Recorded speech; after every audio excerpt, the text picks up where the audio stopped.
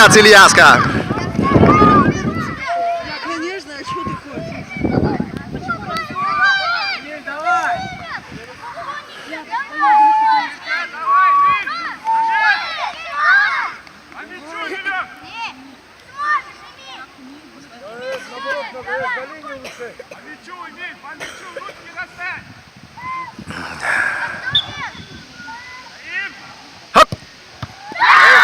Молодец! Молодец!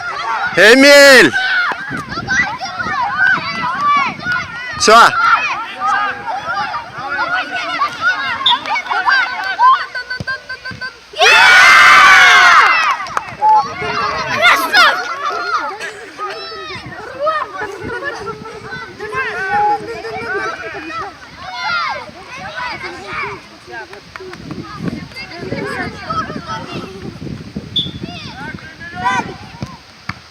Вот так!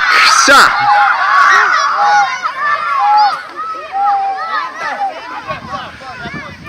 Дархан, решай.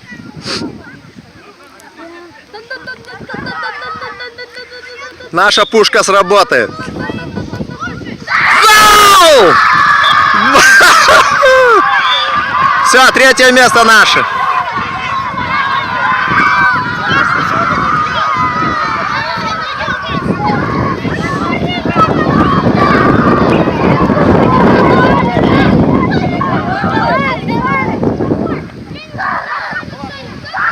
Эмиль молодец. 2 пенальти вытащил. Молодец.